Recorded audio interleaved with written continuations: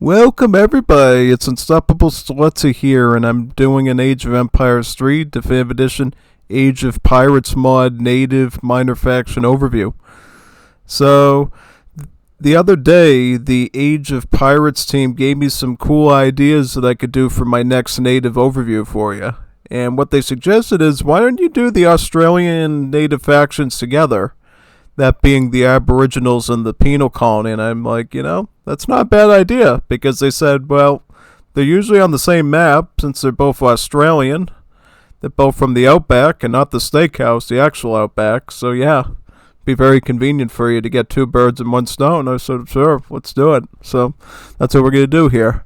And what a better map to do it than Riverina, a map I haven't even done in one of my matches yet, so you'll get to see this beauty now. Or at least part of it anyways. Yeah, so without further ado, let's get going. See what this is all about. I mean, you're going to see a lot of similarities here, I think, between Wars of Liberty and Age of Pirates. It's not a clone by any means, but but a lot of the terms and stuff from Wars of Liberty will ring a bell here, so yeah, definitely. Let's see, which site do we have near us first? Let's do some scouting. Yeah, why don't you do that? Let's see where our natives are. Oh, so we got the Penal Colony first, so we'll do that one right now. Let's get that one to go. Yep, so this is the Penal Colony.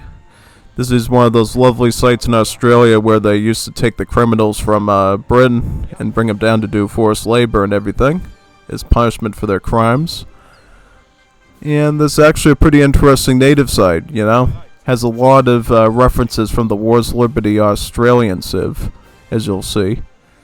Especially as we get into some of the options in a bit that you can get with this thing. Alright, so here we go. We got the convict laborers. So the convict laborers are, well, convict laborers, yeah. You've played Australian Wars of Liberty, right? Their villages are literally the same ones as here, yeah. I mean, these guys certainly look a bit different, but it's the same idea, They're basically just the villager, but note how it doesn't cost any population. Yeah, you can field 10 of these things out of each site, totally free of having to get a house for them, They literally sleep in the Australian desert. No problem. No house. No problem. Yeah. It's pretty basic. But yeah, their cost is about 75 wood, so similar to an Indian villager. I don't know if there's any other special properties about them. Probably the Age of Pirates team would be good for that reference, but in general, they're a pretty reasonably cost and pop-free villager that you can use. And the other unit, the military unit, is the Colonial Warden. This is a heavy infantry that you can get. I would say statistically it's kind of similar to the Carbineers from Wars of Liberty, if you remember those days, the good old days.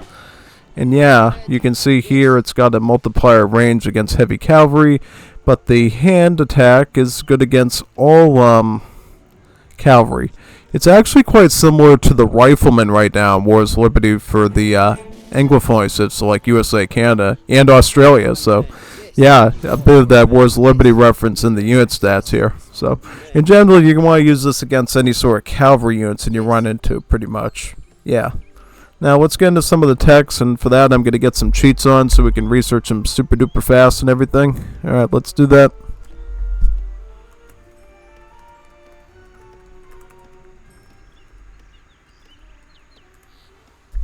So, the first one here is called Mining Colony. Villagers gather coin from mines faster. If we look at our deck, in fact, in the home city, let me pull up one of the ones I got over here. Like this one. Notice how this is also 25%. So basically this technology, for its pretty reasonable cost, will help you with mining just as good as Royal Mint would, which is an 8-3 card. So that's quite good, actually. It's really good. It's going to help you a lot on maps like this in Australia where you have all these gold mines lying around. Oh, your eco's going to be shining really well. Really well. Next technology is Australian Steel. Basically all your hand infantry and hand cavalry have their stats improve. Things like hussars, pikemen, halberdiers, samurai, naganatas, coyote runners, anything like that is going to get better stats pretty much. You know, it will not affect things like muskets or skirms. It has to be melee base. If it's not melee base, it won't be affected by it. So, resets that there. And we might not get that one too. But here's another one. Shoemaker's Workshop. All infantry units, including this guy over here, will start to run a bit faster. So let's get that. And yeah, see, it went up to 5.1 now. It was like 4.68 or something before. And the last one here, colony export. Every colony consistently generates a small bit of coin. So once you research this, your trading posts at this native site in particular will start to trickle coin. Very nice, very nice.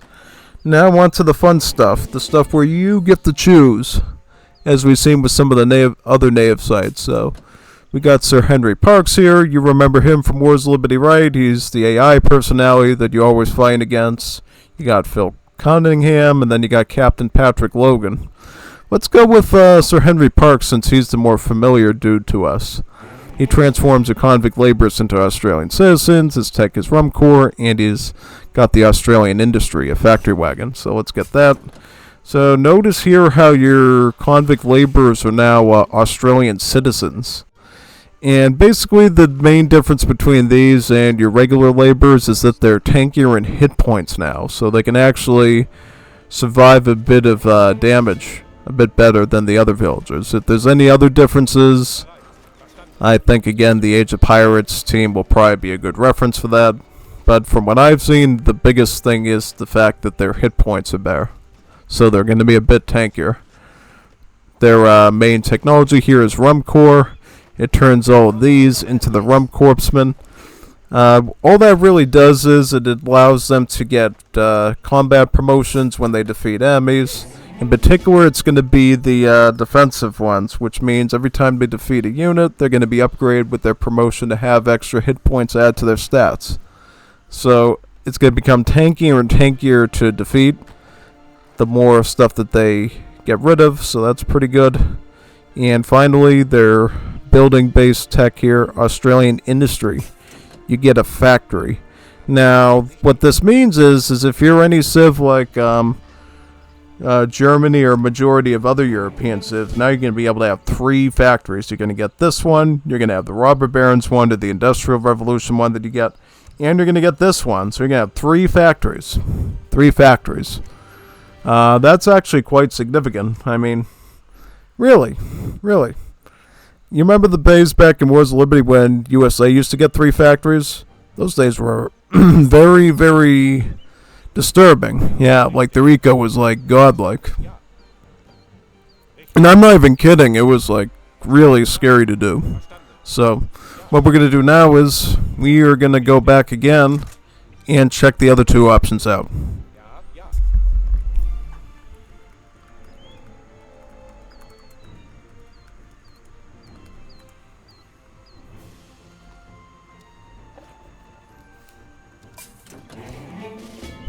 Now we got Phil Cunningham. He transforms your guards to deserters and laborers to mutineers. So if you look at this guy here, this is his natural stats, and then once you get this, then they get turned into the deserters. Deserters sacrifice some of their hit points for more damage. So statistically, it's going to serve the same role as it did before. Now it's just going to be better at dealing damage than it is at surviving damage, pretty much. So yeah, kind of more of a glass can unit. Whereas your convict laborers are completely gone now and they're turned into mutineers. And what these guys do is, well, they throw knives at things, yeah. And if you look at what it does, it has full anti-cavalry multipliers at range and in melee. It's basically similar to the tomahawks from the Haudenosaunee native sites. So yep, do that right there. Yep, they literally throw knives and then they use them in melee. Pretty cool unit, not gonna lie. Also, you got the Great Rebellion as a tech. It will give you about 20 mutineers and it improves the build limit by 3. So you can have 3 more at a time of these things, which is quite nice. Also, if you're not having a penal colony native site on your map, I believe on a lot of the maps out there, you can actually get these two as an outlaw from your tavern. Yep, see right there? You can get them alongside the bushrangers and the light horses. All three are, well, particularly these, and these are seen in Wars of Liberty as part of the Australian colonial faction. As well as the Rum Corps, which we just saw a little while ago, so a lot of cool Wars of Liberty references here. And then the last tech here for Phil Cunningham is Utopia. Ships a covered wagon, and it improves the build limit by 1. So if you're playing as Portugal and you already think you got all the town centers you possibly can, now you can get even more town centers. Isn't that scary? It is very scary, you know. I mean, come on, man. Don't stop giving Portugal more town centers. They already have enough of them. It's bad enough I have to deal with like 5 or 6 of them. Now they have to deal with 7 of them? Really? Oh my, wow. Very scary times indeed.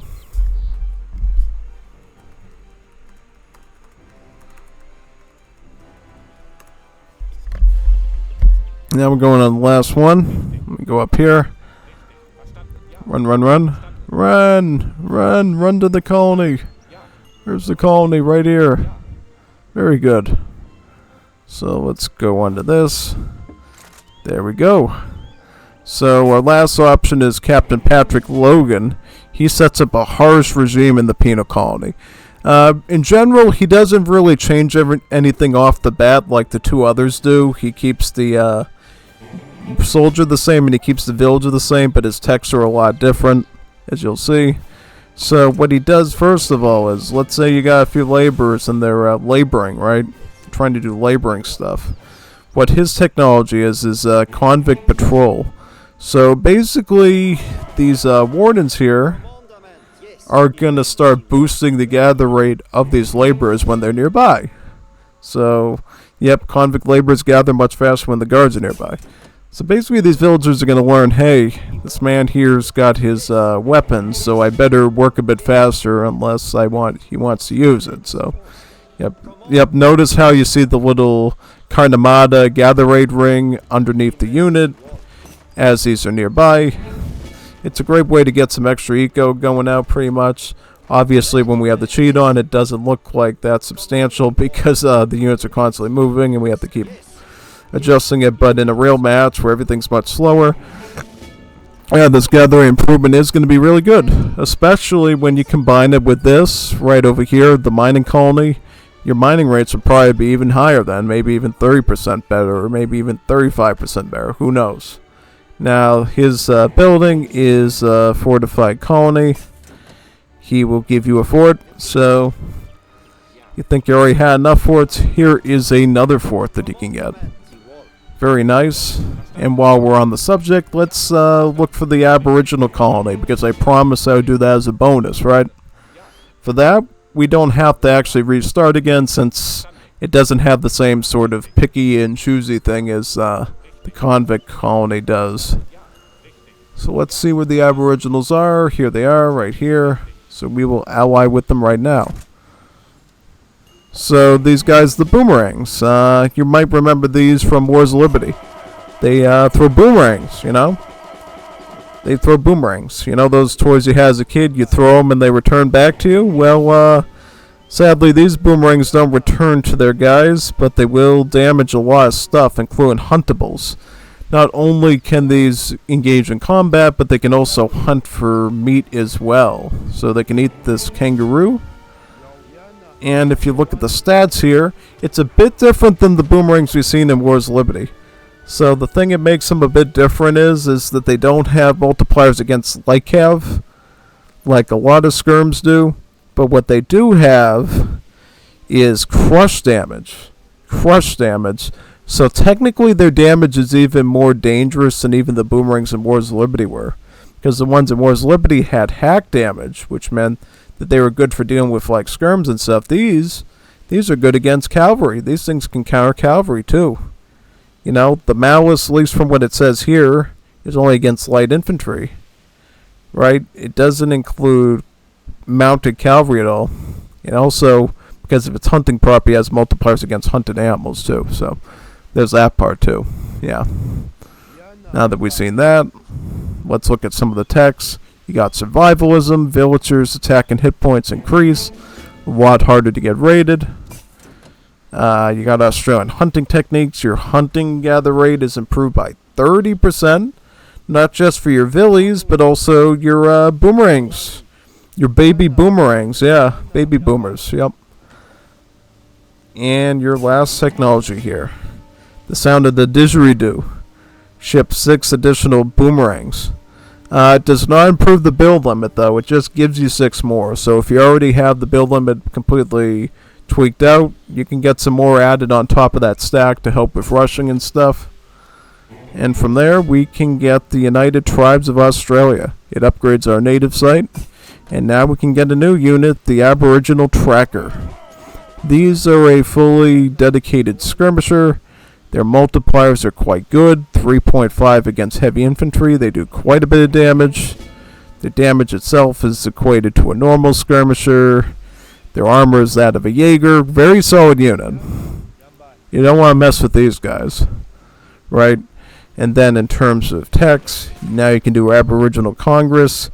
Gives you about 1,000 XP in the form of 2 large collections of books for crates. Here they are. Here's all the wonderful books.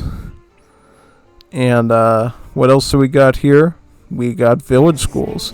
Build a school for the Aboriginal village and it gets bonuses for Aboriginal trackers. So let's get that down now. So yeah, that's what it looks like. It's like a little school. Oh, how cute. Look at the little school. The little fence around it and stuff. Very nice. So as you can see here, there's 3 different bonuses we can do. We can do the tracker hit point bonus. All the Aboriginal trackers' HP will go up as long as this effect is in place. We can get the damage one, which will improve their damage, as you can see. See how it went up to like 47? Yeah, that's pretty big. And then you can put on this one here to maintain trackers, in which case it will spawn trackers over time for free here. Very good. And then there's one last tech we want to look at, which is Australian Regiment ships additional Aboriginal trackers. So similar to the boomerang one, this is great if you want to rush somebody, because while it doesn't improve the build limit, it does ship in 12 of the trackers regardless of how many you have on the field, even if you've gone to the build limit of them already. So that's really nice. Yeah. So there we have it. We have the Penal Colony and the Aboriginals all taken care of in one fell swoop. So hopefully you enjoyed the little presentation. I would definitely recommend you try all these natives. They're really cool. They're really neat. The Age of Pirates team definitely puts a lot of dedication into these designs. So always give them thanks for what they do. Definitely. I'm signing off now. I will be doing some more of these types of presentations in the future, so definitely be ready for those as well. See you then.